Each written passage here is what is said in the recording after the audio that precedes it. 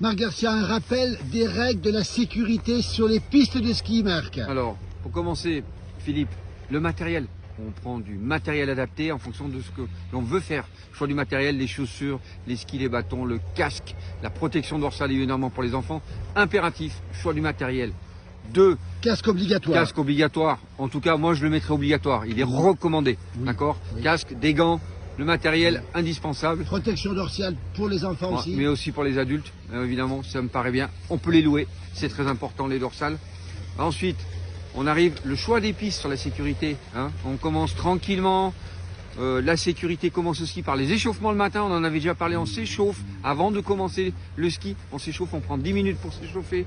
Ensuite, alors, pour ceux qui ne savent pas, ici, là, la piste part de là-haut et ici, on est en bas. Donc là-bas, ça s'appelle l'amont et en bas, ça s'appelle l'aval. La personne qui se trouve en amont, c'est la responsable. Elle doit contrôler sa vitesse.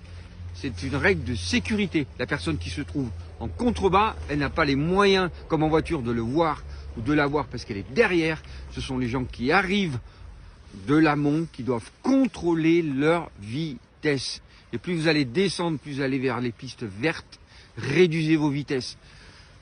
On ne s'arrête jamais en dessous d'une bosse. On s'arrête au-dessus de la bosse et si possible, latéralement, sur le côté droit ou le côté gauche. Ça aussi, règle de sécurité très importante. Quand vous êtes en groupe, c'est pareil. Arrêtez-vous sur le bord des pistes. Encore une fois, hein, souvent on s'arrête, on est fatigué sous une bosse. La personne qui va arriver, maîtrisez vos vitesses aussi. Quand vous arrivez, que vous ne connaissez pas la piste, même quand vous la connaissez, vous avez un mouvement de terrain, ce qu'on appelle avec une bosse, eh ben, vous ralentissez.